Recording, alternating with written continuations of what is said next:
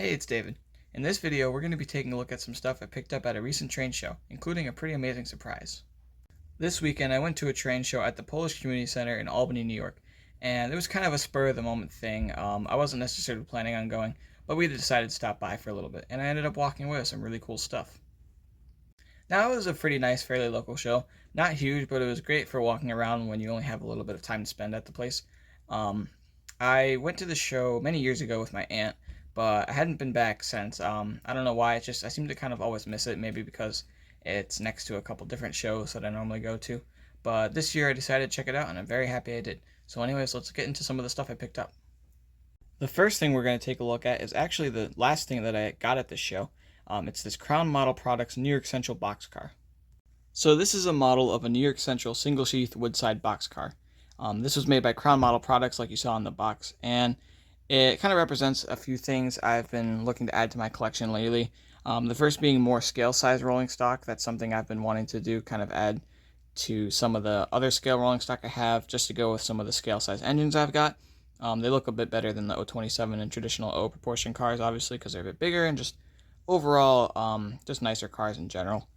I've also been really interested in some of the earlier areas of railroading, primarily these wooden cars like that. Really anything from like the 1920s around that time up into the 1950s, and I feel like these single sheath wood-sided cars are one of the more common designs you'll see back then, and also one of the more unique because you didn't really see cars like with this kind of cross ribbing pretty much after the 1950s. I mean, into the 60s some of the cars had that, I believe, but it was less common as most cars were phased out that were made of wood and replaced by steel cars. So it was pretty cool to add this to my collection, and of course it's New York Central, which is my favorite railroad. Like I said, this is a Crown Model Products car, so it's not quite top of the line, not quite Atlas level, so to say, but it's a pretty nice car, a good amount of separately applied detailing, great graphics, and it's a nice proportion car because it's full scale. It's a little light because it's primarily plastic trucks, plastic couplers, and obviously a plastic body. But I'll add a little weight to it, and that should really help it out. But overall, I'm very happy with this car. It's actually something I was looking for at the last show that I went to, or saw at the last show I went to. And I considered picking it up, but I decided against it, and I kind of regretted that. So when I saw it at this show, I knew I had to have it, and for only 20 bucks, I thought it was a great price. Alright, now let's take a look at what was really the surprise and the highlight of the show for me. So when I first got to the show, I was just kind of browsing around, taking a look at everything like I normally do. I don't really like to buy anything until I've really seen everything.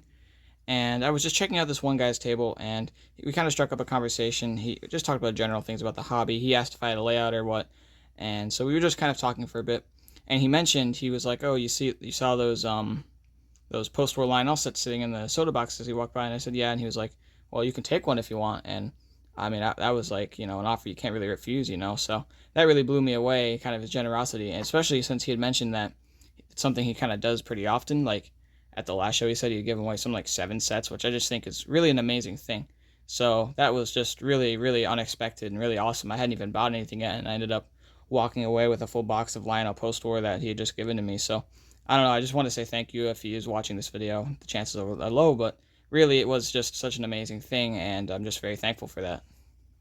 All right, the first thing we're going to grab from this box is your classic 6017 caboose. I already have a similar car to this, but mine's missing a big chunk from the roof, so this is a really nice piece. It's way better condition than the one I've got. That's a great addition. Moving along, we've got a two-dome Sunoco tank car, I believe a 2465, I think.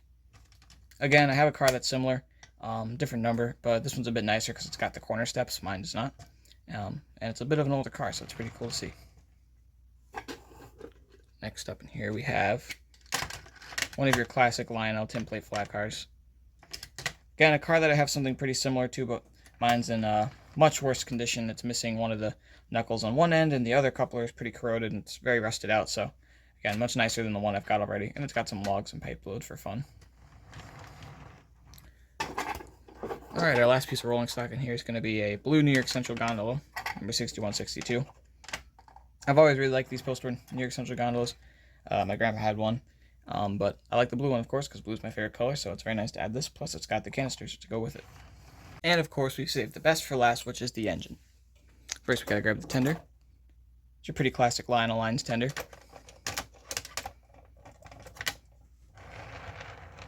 And now we come to the engine, which is number 2018.